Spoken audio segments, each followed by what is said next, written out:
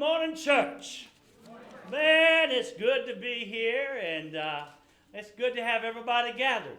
I mean, we have teams of people. It's just really encouraging. This past week, my wife was in Tennessee, and with her parents and helping them out.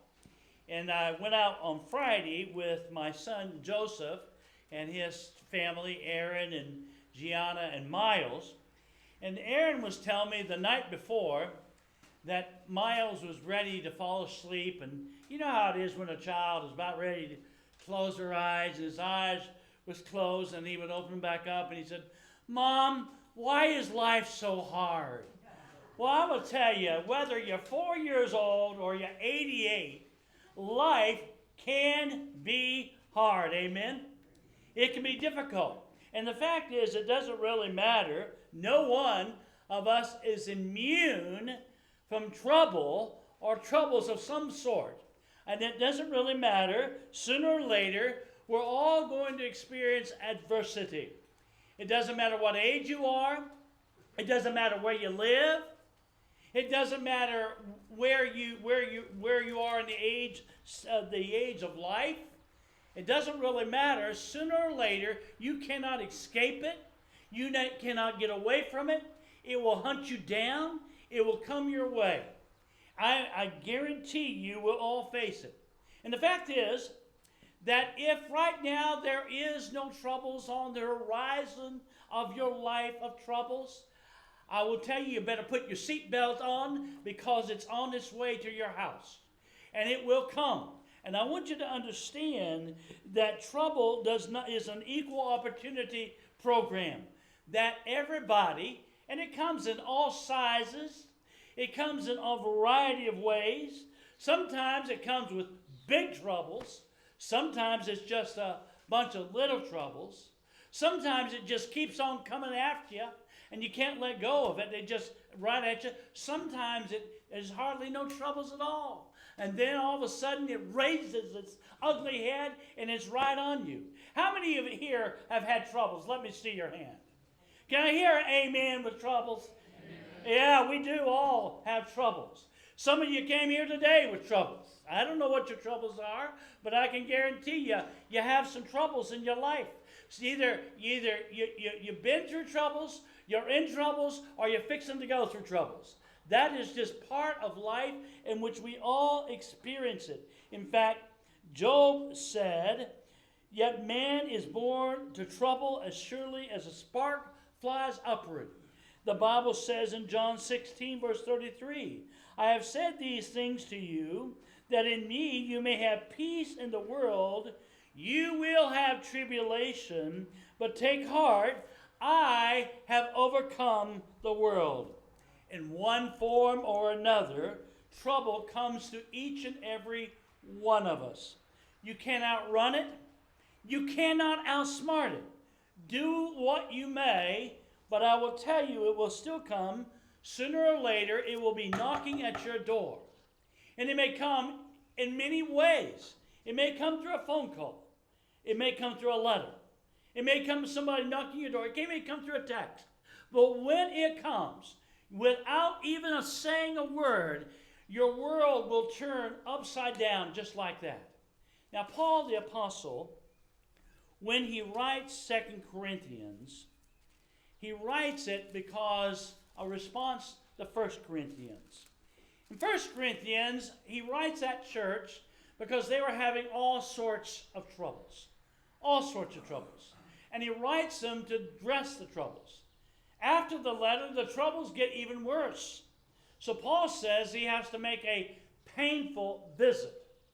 And then after that, he sends Titus to stay with the church to help them get through the troubles.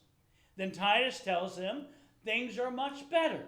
And because things are much better, he now sends 2 Corinthians to show appreciation to them that things have changed, that things are better, and to encourage the church. He encourages them. He writes 2 Corinthians as an encouragement, and starting off in chapter 1, and we're going to be doing a study through 2 Corinthians. He wants to encourage those who are hurting, those who have troubles, those who've had problems. And at one time or another, we all need that encouragement. In spite of the hardships that Paul had experienced in his own life, he was able to write this letter of encouragement to these Christians to lift them up because God had transformed his life and his behavior.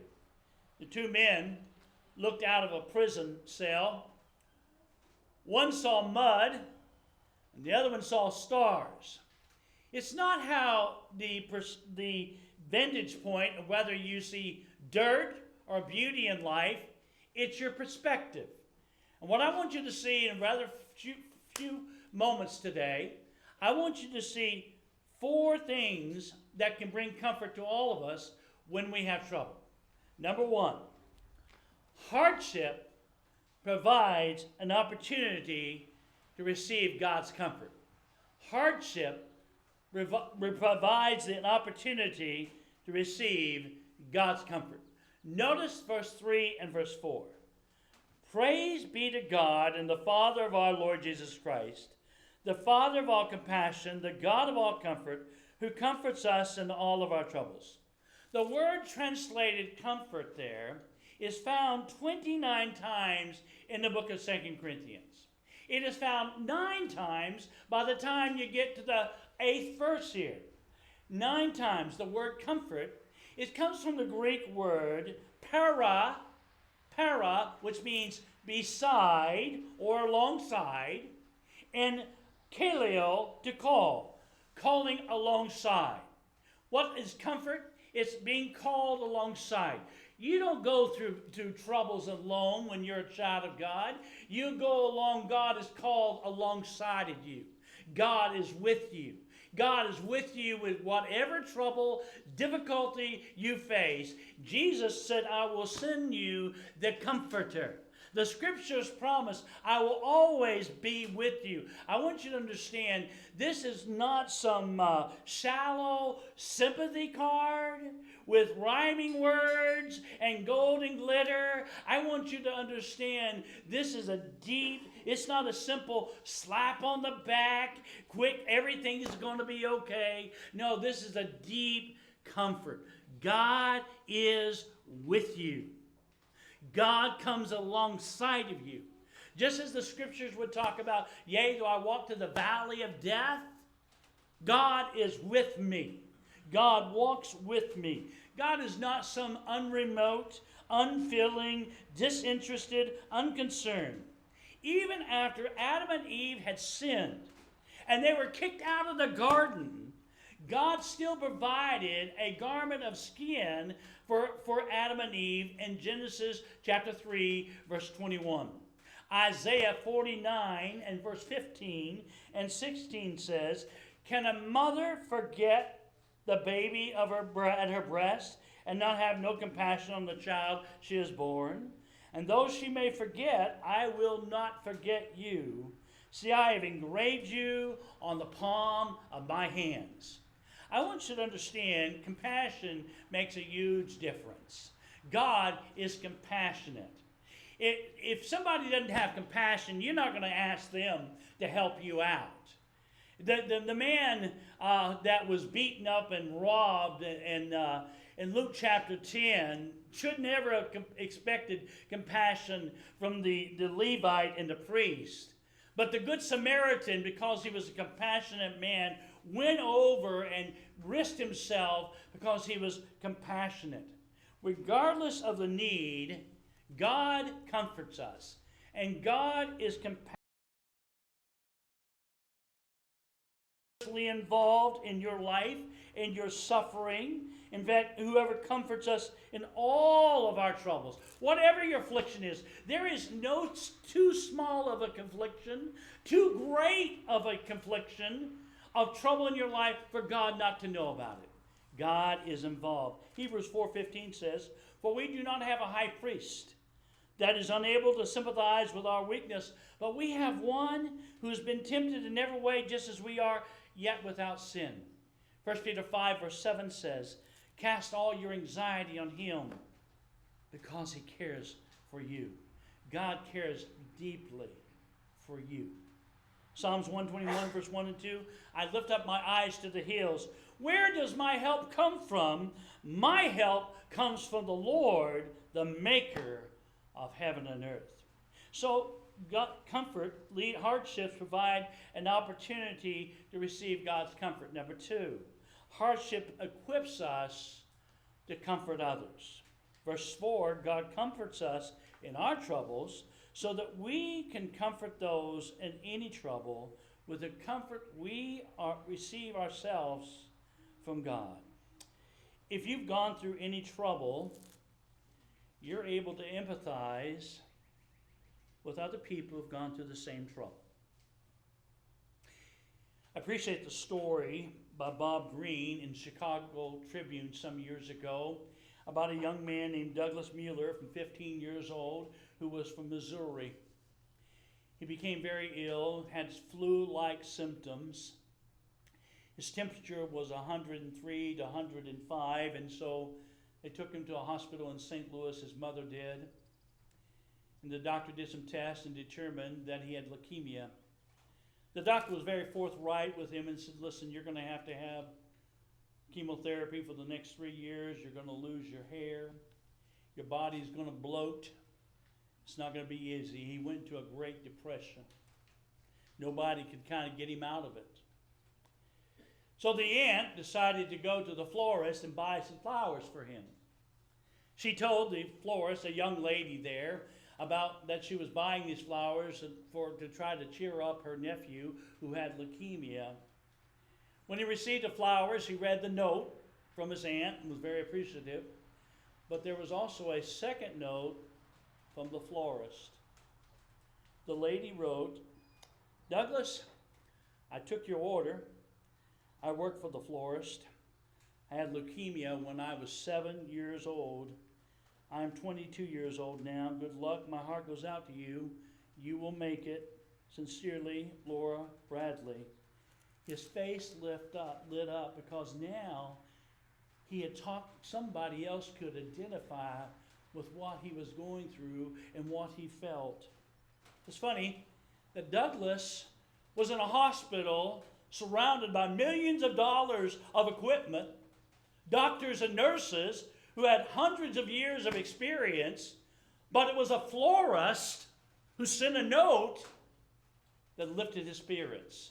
There's something about somebody else who's been through what I've been through that is able, I can identify. I always find it interesting. Someone's fixing to have open heart surgery. You know what they'll do? Do you know somebody with open heart surgery? And all of a sudden, those with open heart surgery will come right there and let me tell you what it's like. Or another kind of surgery. Because you know what? All of a sudden, we have developed a relationship of adapting to each other. Who can understand the agony of losing a baby?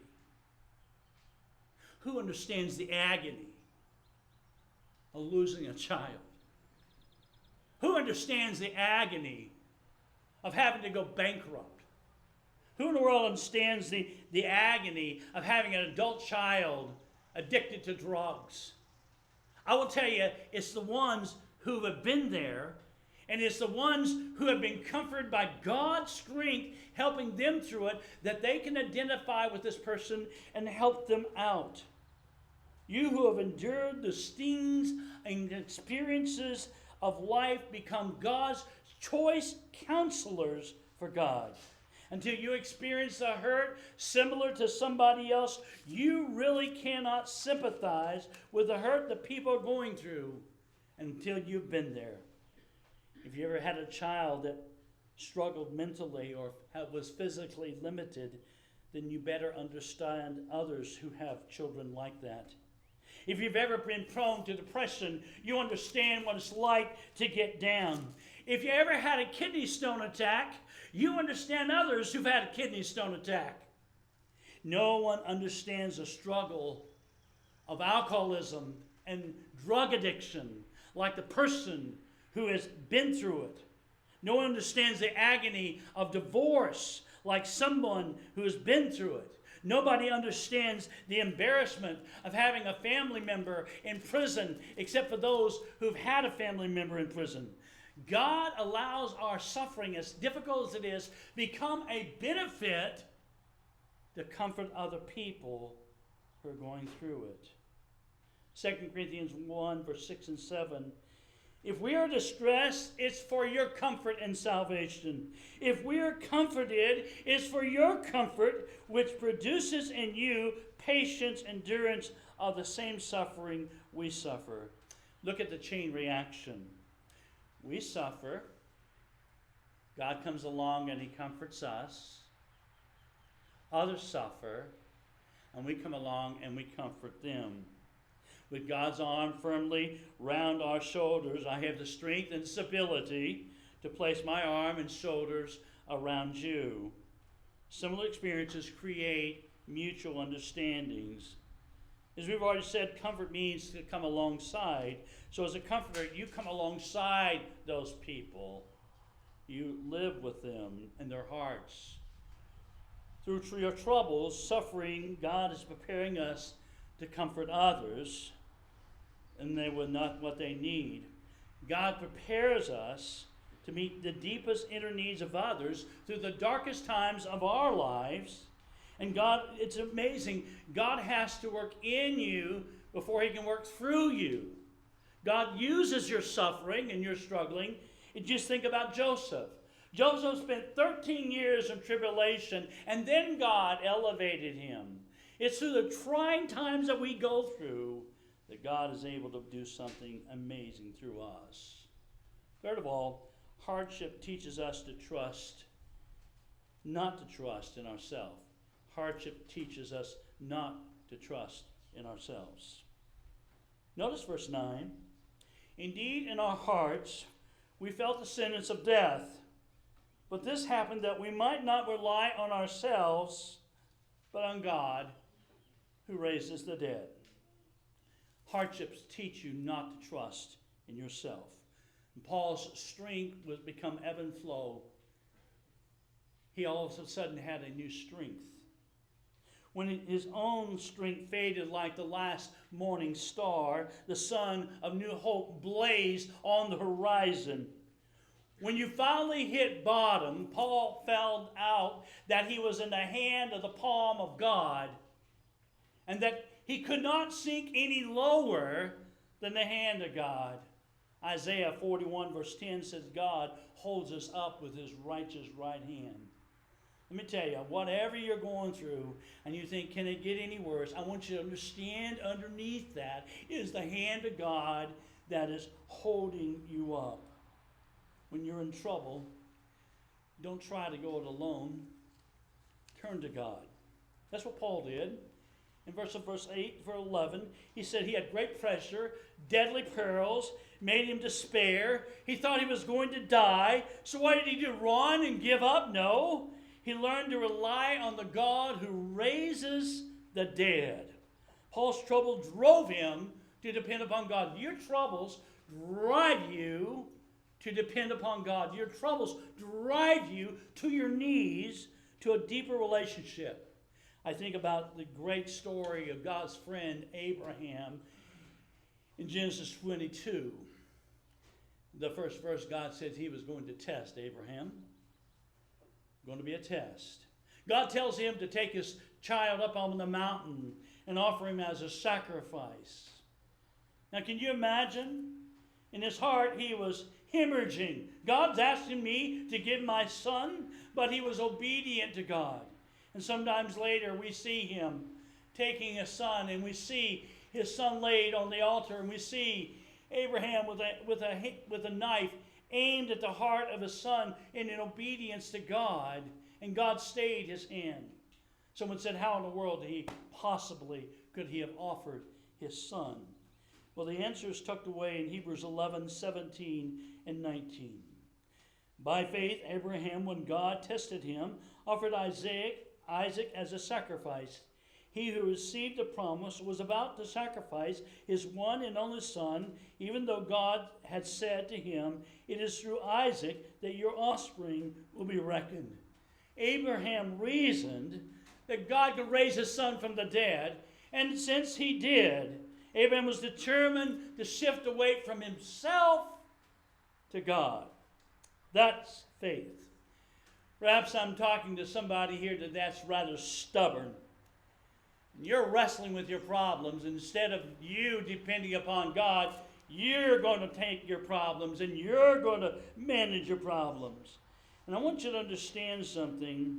The all important thing is the need to submit to God. He will not let up, and He will not give up until you give up and try to surrender. How long are you going to fight against God? How long are you going to fight, manage your problems yourself? Isaiah 46 verse 10 says, cease striving and know that I'm God. In other words, be still and know that I'm God. There was a construction worker one time that was working at night, and he was welding on a very tall skyscraper, and he slipped. It was kind of wet, and he slipped and he fell, and he held on to the edge of a beam with his fingertips, thinking, man, I'm going to die. He was screaming out, but there was a crowd below him, but it was noisy down there, and he was way up there, and they couldn't hear him, and his fingers got numb, his arms got numb, and were hurting, and to the point he couldn't hang on anymore. And he thought, I'm going to die. And finally he let go. And a foot below him was a scaffolding. And there he ended up. Let me tell you what, there is God's hand underneath you. Let go. Let Him hold you up. And last of all, hardship enables us to recognize what we're thankful for. Hardship helps us to recognize what we're thankful for. You're not going to understand this last point until you grapple with the other three. He says in verse 11, as you help us by your prayers, then many will give thanks on our behalf for the gracious favor granted us in answer to the prayers of many. Paul's saying this is a thank you note. Because of what he had been through, other people began to focus on Jesus Christ. Philippians chapter 1, Paul said his change when he was in prison was for an advantage of the gospel. I want you to understand that trials sometimes, instead of cursing them, maybe we need to embrace them. Maybe I need to embrace, because we learn skills that we have never learned. We're able to help people we never could help. God uses us as a living object lessons to other people. That's precisely what He urges us to present ourselves as living sacrifices. What may happen in your life if you stop fighting God, the pains and the struggles of your life, it'd be amazing what God does. Once upon a time, there was a school in a small village. And on the roof of that school was a bell. When that bell would ring in the morning, all the kids would come to school, never a minute before, but right on time. And when the bell would let ring in the evening, all those kids would be liberated, and they would run out as soon as that bell rang. All the time. But there was one young lady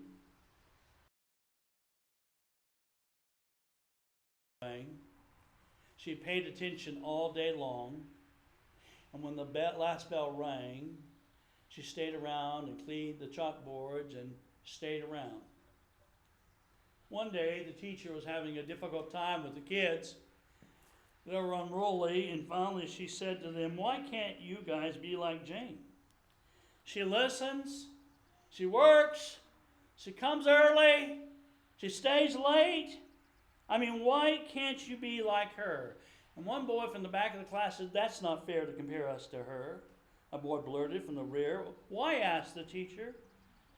Well, rather uncomfortably, said, Jane has an advantage. And what's that? She's an orphanage. She's an orphan. And she lives in an orphanage. And the boy was right. She did have an advantage. Because she lived in an orphanage, She valued her education. She would rather been there than be at the orphanage. She valued what she was given, what everybody else was taking for granted. She valued it because it became important. I want you to understand in this world we are going to have trials. In fact, Paul the Apostle would say these words, and we'll look at them later on in 2 Corinthians chapter 4. Though outwardly we are wasting away, inwardly we are being renewed day by day, for our light and momentary troubles are achieving for us an eternal glory that far outweighs them all. So we fix our eyes not on what is seen, but what is unseen. For what is seen is temporary, what is seen, unseen, is eternal. This day today, if you're not a Christian, I want you to understand the greatest thing in the world is that Jesus Christ endured troubles for you and death, and I am grateful for that through that we may have everlasting life. And if you need to respond in any way, you can make the greatest confession of all, that Jesus is the Son of God, and be baptized and turn to Him. We encourage you to come as we sing this song as encouragement right now.